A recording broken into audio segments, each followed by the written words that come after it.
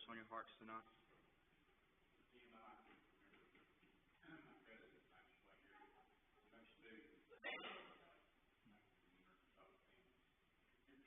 Still remember this. Any others? I just need to say thank you, Lord. I've been able to walk today. And that may not seem like it was something that's a big deal for me. Yeah. For the last probably 30 months, I've dealt with issues. So I have thanked him all day today. Yeah. And will continue thanking him. Yeah. So I'm glad to be here. You allowed me to be here. Yes. Let's remember Karen Taylor. Yeah. And remember my sister and her family. Let's remember those kids. Yes. Still remember this.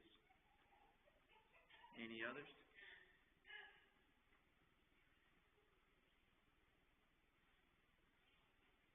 Unspoken requests. Steve, would you listen?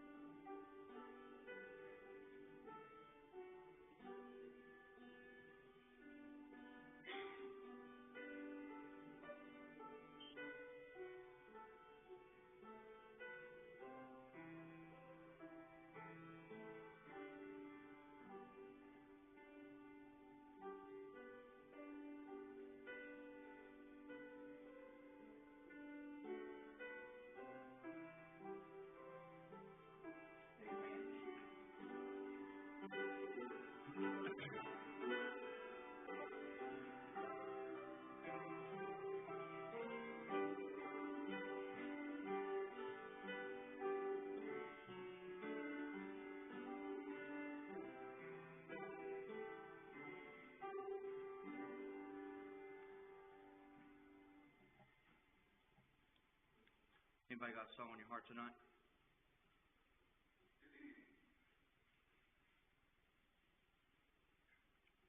Okay.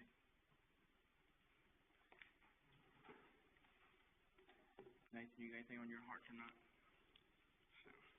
And you guys? All right.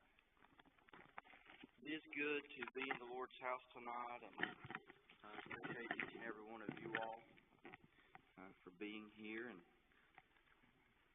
let's do remember our youth and remember those that are teaching our youth. And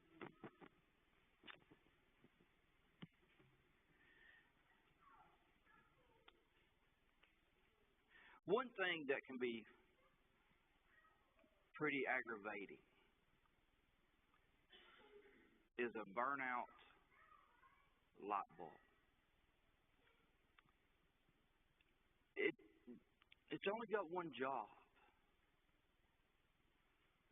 is to illuminate its surroundings. And that's all that it's designed to do, and that's all that it's supposed to do. But when it's burnt out, it's frustrating. Because you can't see what's around you. You can't walk into a room without a light where the dangers are at, or see where you need to pay more attention than others. So tonight, if the light is not working the way that it should, I've got to get another one. And Jesus began to tell some people one time, if you want to turn to Matthew chapter number 5. Matthew chapter number 5, I love it. There's some great teaching in this chapter. But after he began to teach about the Beatitudes, and it's very familiar scripture, but when you get down to verse number 14, he begins to tell the disciples and those that are around him these words. And we won't be before you long tonight. We just want to look at what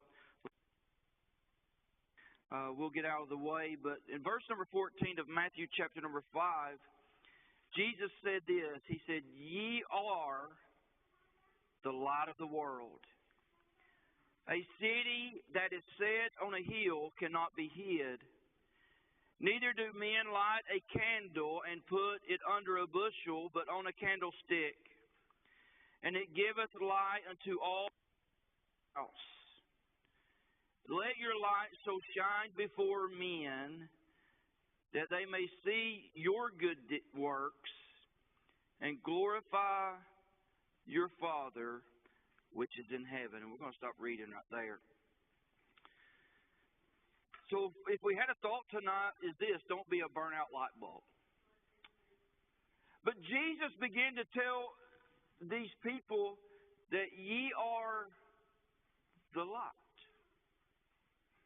So when we begin to think today, and a lot of times we want to say, well, I'm this or I'm that, and I'm a pastor, and the deacons may look and say, I'm a deacon, and you all may look and say, well, I'm a preacher. But Jesus said that ye are the light. Now, I want you to know something tonight, that light has one responsibility, and that is to shine. Tonight, we may have different gifts and we may have different talents, but all we are is the light. And we have one responsibility tonight, is to let the places that we are be illuminated. The Bible teaches us, he says, not only, he says, you are the light of the world, he said, but a set on a hill. Now, I want you to know something. Sometimes when we go on vacation, there's been a few times that we have flown and it's been at night, and a lot of you all that fly, it's amazing that sometimes you can be flying and there be total darkness when you look down. But when you begin to come into where a city's at, you can look down and there's light everywhere. So Jesus began to tell us that we are a city. And I want you to know tonight that being a city, it should be easily recognizable tonight. When you begin to look out in the darkness of this world, when you begin to look at the things that go on, when you begin to look at the sin that is running rampant in the world that we live in, Marshall, we've only got one job, and that is to shine. That is to be able today to let the people around know that there is something today that they need to be concerned about. We don't have to go and we don't have to beat it into their heads. We don't have to bash it into them today. But that light, all its job is to shine, is to illuminate the dangers and the hazards that might be in this room. And because I want you to understand, you just can't walk in here in the midst of the darkness and try to find your way around pews. There's hazards. There's steps back here that you can walk off of. And people today need to know and realize that there's hazards in this world. There's things today that we need to stay away from. There's things today that we need to be able to let the world know that if they die lost and undone, there's no hope. Church, we've only got one job, and that's to shine.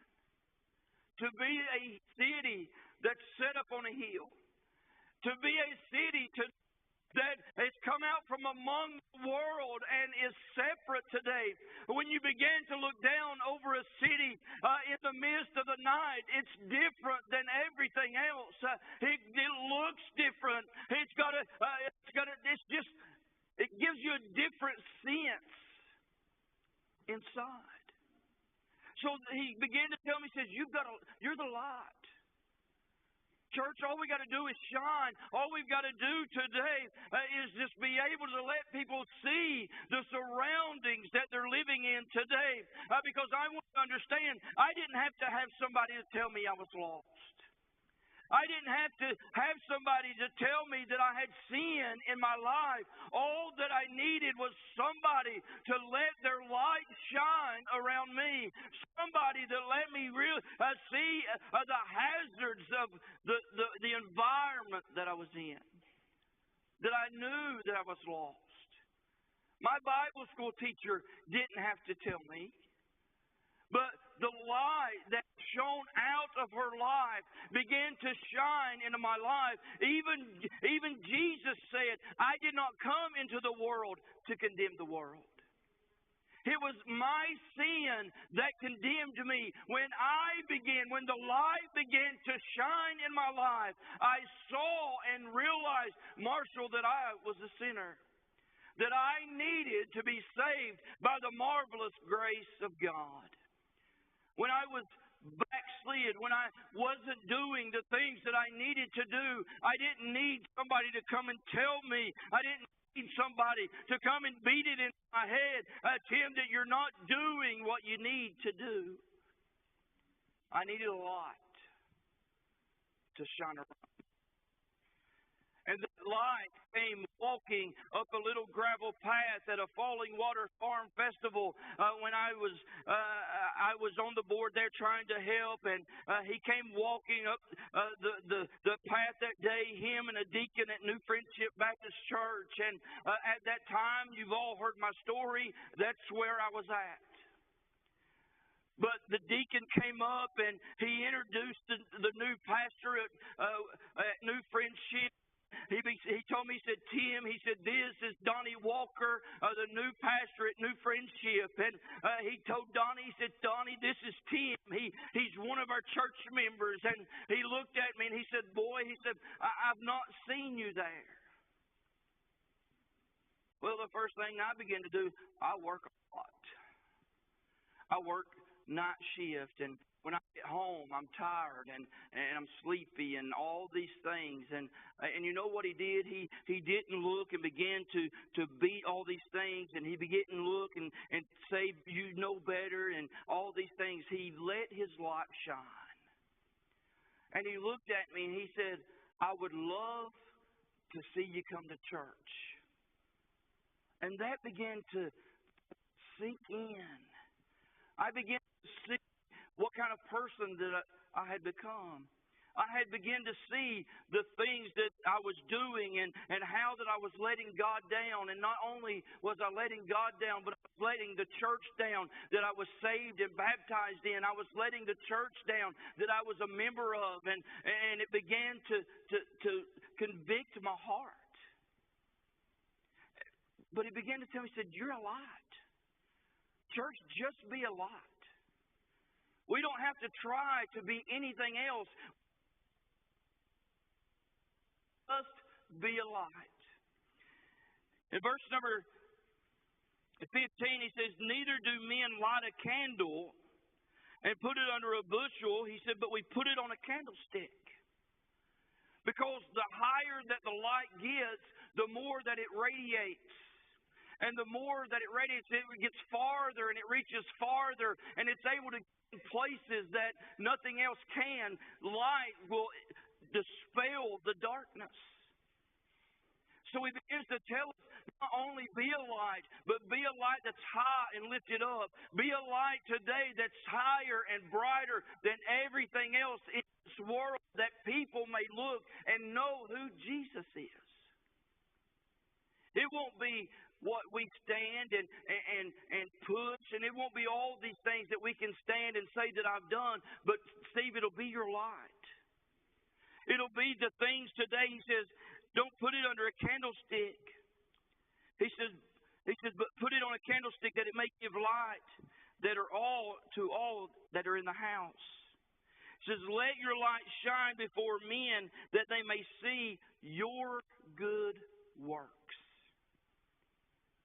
In other words, when I turn that light on, I can see its good works.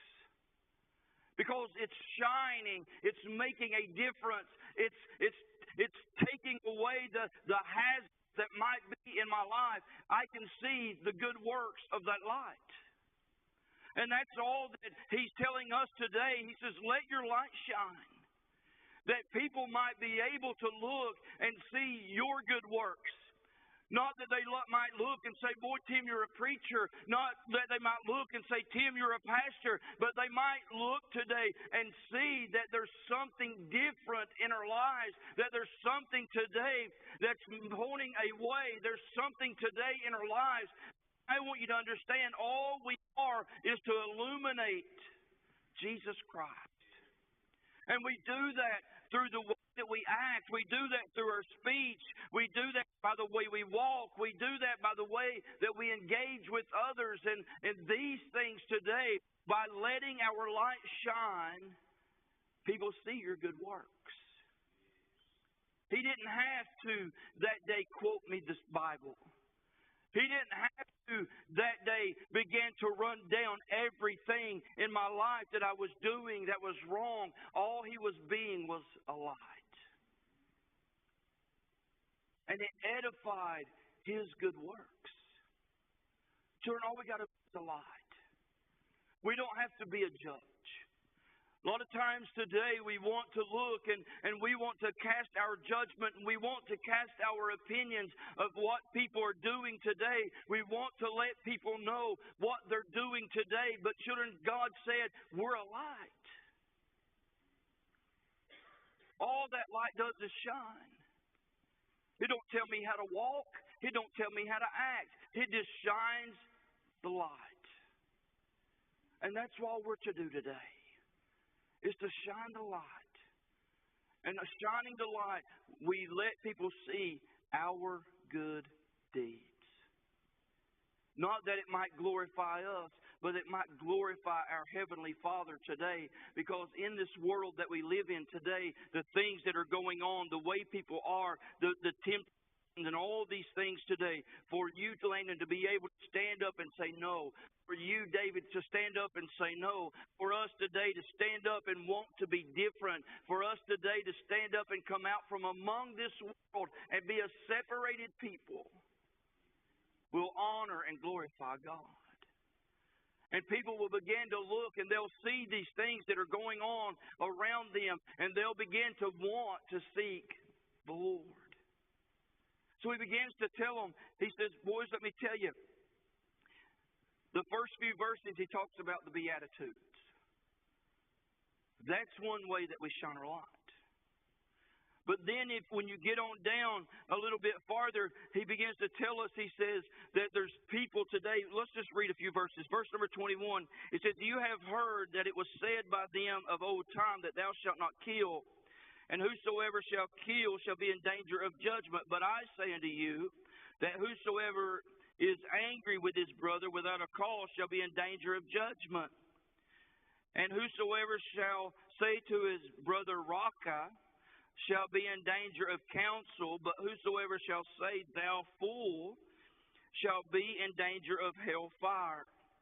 Therefore, if thou bring thy gift to the altar, and there rememberest that thy brother hath an ought against thee, leave there thy gift before the altar, and go thy way. First be reconciled to thy brother, and come and offer thy gift. So in other words, he said, just let your light shine. Let your light shine. So, because these things are going to be in the world. Verse number 27, he says, you have heard that it has been said of them of old time, thou shalt not commit adultery. But I say unto you that whosoever looketh on a woman and lust after her hath committed adultery with her already in his heart. And if thy right eye offend thee, pluck it out, and cast it from thee, for it is profitable for thee that one of thy members should perish, and not that thy whole body should be cast into hell. And if thy right hand offend thee, cut it off and cast it from thee, for it is profitable for thee that one of thy members should perish, and not that thy whole body should be cast into hell. So he begins to tell me, he says, these are the things that are in the world. But you are a light. People need to see today the light. We live in a day and a time that everything's okay. Any kind of lifestyle, okay. Whatever you want to do is okay. People, they're living in darkness. Church, just be a light. Just be a light. Let your light shine. Be a light that's set upon a hill that cannot be hid. And that will touch more people's lives than we can ever think. It'll make a difference. Just be a light. So tonight we try so many other things. I told you I wouldn't be before you long, and I'm about done. So there's nothing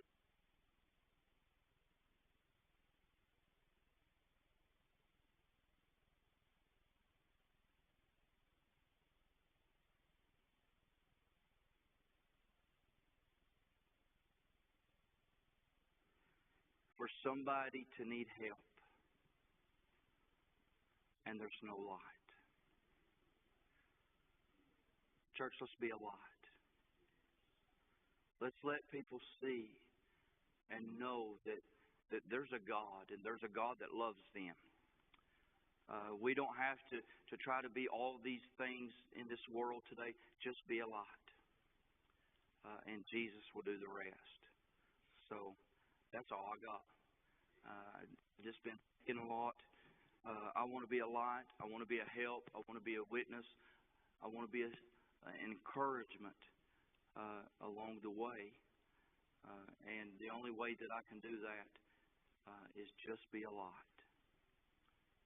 There was nothing that was more, comforting to me. When I was young, some of you may know, some of y'all may not. If you go up 370, New Friendship Church used to be on this little bitty road way back up in a hollow. And I live, if you come out and go on up 370 to Danewood Hollow, I live pretty good ways down off of 370. And me and my buddies, we used to walk, and we'd go to church on nights, or we'd go to Bible school, and after church we would walk home. And it was always okay as long as all of us boys were together and we were walking. But when I got up to Danewood Hollow, I would have to turn because the rest of them lived on up the road, and I'd have to go down this dark. At that time, there was only a couple houses down through there, and it was all grown up, and it was dark. And I'll be honest, then I was a big chicken. And I'd walk down this little road and dark, and you could hear everything in the woods. But I could go down so far, and I could start around the curve, and Mom would have the porch light on. And there was nothing more comforting, Bob, in the midst of the darkness than to see a light. There's nothing that can be more comforting today for somebody that's lost to look up and see a light. So just be a light. That's all I got. Somebody come get a song.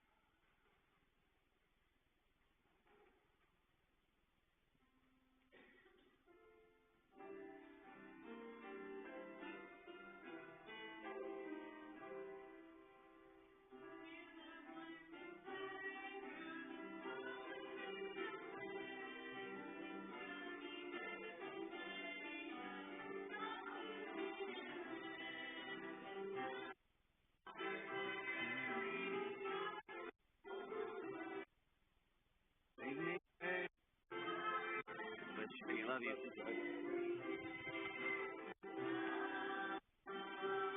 Love you.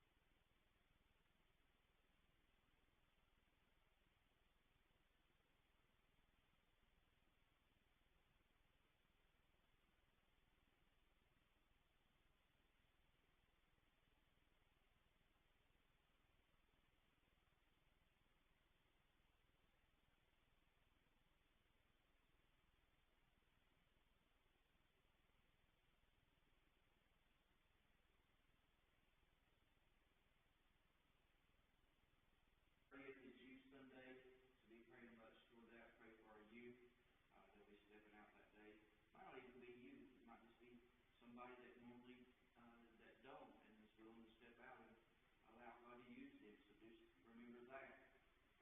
Also, after service Sunday morning, I'd like to meet with the trustees and the deacons, if I could.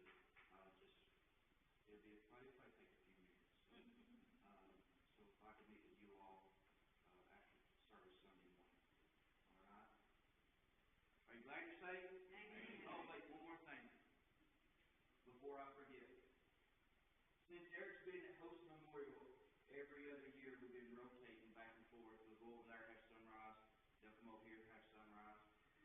Well, for some reason, I thought it was the year that they were coming over here, but when we had our breakfast, Eric come up and said, "You're preaching sunrise service at church, aren't you?" I said, "Well, it's your all's time to come over here," but anyway, it's not. It's our turn to go over there, if everybody's still okay with doing that, going over and having sunrise service at Host Memorial that morning. Now, he said, as far as he knows, it'll start at 7 o'clock, okay? So is everybody still good with that? Anybody not good with that? Okay, so that's what we'll be doing. Been announcing that, so just remember that when you pray, okay? All right. Also, they're having March 29th, they're having their spaghetti supper like they had last year. This goes for their mission. What they do with that is the money that's raised when they do the OCC boxes, that they put that towards sending everything over for their charges and stuff for that. So, it's from 4 to 7 on the 29th. If you can't come, if you can't stay, you can come and get it, take it. But he said make sure everybody, knew about it. He likes to see everybody. And then also, with that, I think they did like 200 shoe boxes last year. That's awesome. So they're striving to do more. So just remember this, they're wanting to work. They're getting in that mission and they're wanting to work. So just remember them too for that. So do remember that. And support them if you can. Pray for them. If you get to go over and be with them at their spaghetti, do that. They're pretty faithful to come and support us